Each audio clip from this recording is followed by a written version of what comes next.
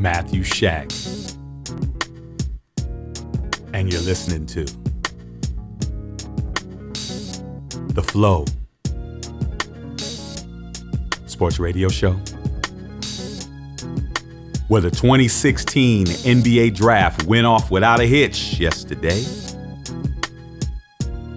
And we had a lot of movement in regards to player trades from different teams. And we're going to talk about it, baby. We definitely going to talk about it on today's show. First things first, man. We want to talk about the draft. Who got picked? Who went where? I'm pretty happy because I am a lifelong 76er fan, and we picked Ben Simmons out of LSU, who was considered to be, one of the best players in the draft, if not the best player in the draft. And we've done very well with our number one picks. Our first number one draft pick we ever had was Doug Collins. He had a cat that you see with Jalen Rose and on the NBA Countdown. Yeah, he was our first number one pick back in 73. And then we had a cat in 1996 who was the number one pick in the NBA draft out of Georgetown, point guard, 6 foot, went by the name of Allen Iverson. So I think we did pretty well with AI, first ballot Hall of Famer. Pound for pound, probably the baddest cat to ever play. But Ben Simmons, man, he has a good upside. I think it's a nice, safe pick. I think we've done pretty well in regards to that. We'll see how he pans out, but Ben, you got to get ready to lose, homie. You got to get ready to lose a lot. Because that's what we do, man. We lose. So we hoping that you're going to be the guy that's going to come in there and change the culture. It only takes one player. So welcome aboard. In regards to the second pick, the Los Angeles Lakers picked up Brandon Ingram, small forward, out of Duke. Brandon Ingram's a bad boy, Laker fans. So if you guys can keep your boy D'Angelo Russell from recording conversations, that'll be a nice little combination with him and Julius Randle and them other boys. So you guys should be very excited, Laker fans. Number 3, Jaylen Brown went to the Boston Celtics. Number 4, you had Dragan Bender went to the Suns. 5, Chris Dunn, Timberwolves. 6, Buddy Hield, Pelicans. Number 7, the Nuggets got Jamal Murray. Marquise Chris went number 8 to the Kings. Jacob Potelti went to the Raptors at 9, and 10 went to the Bucks and Thon Maker. Thon Maker is probably the most exciting player in the draft. I thought he was going to go a bit higher, but the NBA is all about roster moves and trying to understand who fits with what. And he's going to be over there with Jason Kidd, man, so he's definitely going to learn what's popping. Now, we've also had some major trades go down.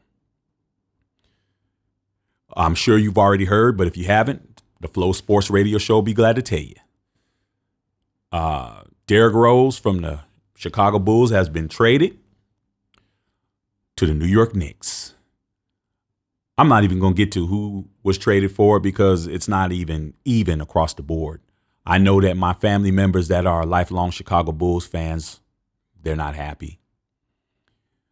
It looks like the Bulls are dismantling their team. But they still got, Jimmy Butler, a.k.a. Jimmy Buckets, And there's been some issues with Derrick Rose with the franchise and him being hurt quite a bit. Everyone's probably seen the memes with him being hurt but Derrick Rose is a hometown hero, man. He's from Chicago. He came there, got Rookie of the Year, MVP. But sometimes, even a good marriage can just grow apart. And I think that's what kind of happened. They got divorced. So, but with that said, he's going to the Knicks. And the reason why he's going to the Knicks is because of the LeBron James factor. People in the East have to do something because LeBron is mailing in Eastern Conference final championships. He's mailing in finals. And at the rate he's going, he'll be there again next year because there's nobody in the East to stop him. He doesn't have the Western Conference like Golden State has to deal with and other teams like OKC, who we're getting ready to talk about next, who can be musical chairs with the Spurs and other teams that you're in there basically battling yourself and your constituents before you even get to the finals. So, as I was saying in regards to OKC, Serge Ibaka was just traded, center for OKC, and a staple on that team has been traded to the Orlando Magic for Victor Oladipo and a couple other cats. I'm not even going to get into who they are because that's not what's important. What's important is how does that impact Kevin Durant? Okay, that's what I want to talk about. Some people look at it as it's a done deal. KD is coming to the Warriors because now his boy's gone. Here's what I would say to that. Everybody may be friends, but it's still a business. And I think what they're doing is they're bringing in Victor Oladipo, who has connections with Kevin Durant, being from Maryland. And also, he's a slasher, he's a shooter, and that's going to open up more money and more cap room to try to give Kevin Durant the max. I'm saying that Kevin Durant's going to stay at least a year. I think he's going to sign like a 1-year deal or maybe a 2-year deal with a 1-year option. I don't think he's leaving quite yet. If he leaves, I wouldn't be surprised. And Golden State would be his number one destination. But he's in his prime years and he has to get that money.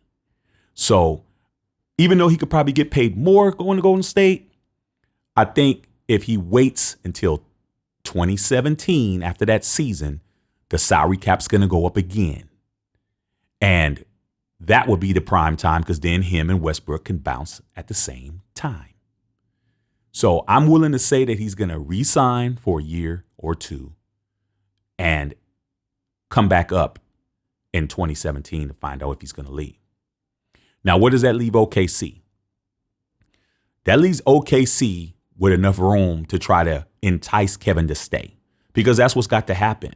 He can't keep the same team and just stay there. The market's too small. He's not going to get the amount of money he can get being in a bigger market as far as outside dollars and endorsements. So you have to entice him by saying, look, we're bringing in younger blood. What about your young homie? We're picking him up. What about this cat? We're going to get him. We're going to make the team younger. We're going to make it faster. Oladipo is only, 24 years old, 23, 24 years old. Serge Ibaka's 26, but he's not really going to help them do what needs to get Kevin signed. So that move was we got to keep Kevin Durant move. Orlando's like, we got to get bigger because we have to deal with LeBron James. Same thing with the Knicks. They're talking about, Phil Jackson, the rumor mill is that he told Derrick Rose they're going to try real hard to get Kevin Durant. So all of these movements and all of these moving parts are all due to LeBron James going to the NBA Finals in the Eastern Conference 6 years in a row. Some people would think, well, man, it's just because they want LeBron in there. That has nothing to do with it. What has to do with it is the fact that there is nobody in the Eastern Conference that has enough firepower to beat LeBron's team. But if the Knicks are able to pull off getting Kevin Durant, we're going to have a major problem over there in Cleveland. Because those cats, and even though everybody's laughing at Derrick Rose and they're talking about, he's crippled and all the memes I've seen, cartoons and things I'm seeing, which is hilarious.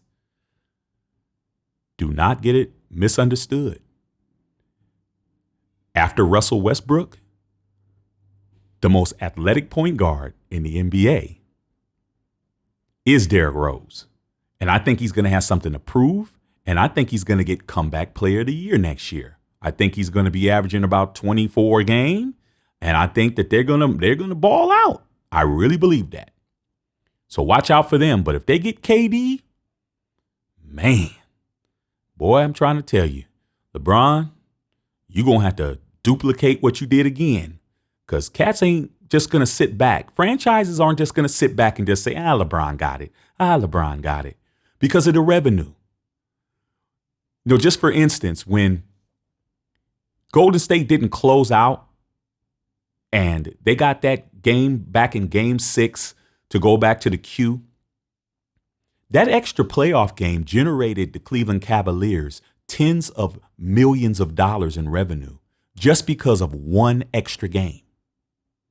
So the amount of money that these other teams are getting just by making the playoffs, losing in the first round, making the playoffs, losing in the second round, or not making the playoffs at all is just crippling their financial outcome. So the fans aren't going to keep playing for a team that's not winning. I'm not going to keep going out there paying those exuberant prices and parking and hot dogs and candy and pop, and all that other kind of. I'm not doing all that. You give me something out there that I can go see. You make some playoffs. Now we can do something. So that's the LeBron factor in effect in the Eastern Conference. Then you have the Splash Brothers effect. As I've said in previous shows, people want to come to Golden State, man. They want to play with those cats. They want to come to Golden State and play under Steve Kerr. They know Steve Kerr knows what he's doing. He's a 5-time champion as a player and a 1-time champion as a coach. And he's been in the finals 2 consecutive years. And the Warriors are young and they're vibrant and they're exciting. And people want to come play for them, just like people want to come play with LeBron.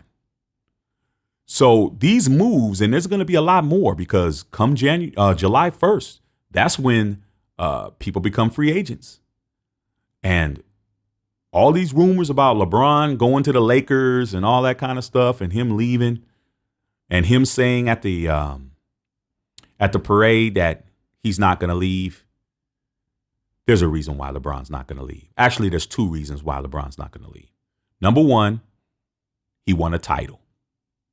When he left, both times he's left, it's always been after a major loss. He's never left after having a major win. So when he left Cleveland the first time, they lost in the Eastern Conference Finals to the Celtics when he took off his jersey and did all that whole big old routine that he did, and then he didn't come back. Then when he left Miami, that's when he lost in the finals by a record margin to the Spurs. So he has a title to defend, so he's not leaving. But LeBron is probably the only player that does not need a owner or a franchise as much as any other player, because he is going to dictate what everybody else is going to do.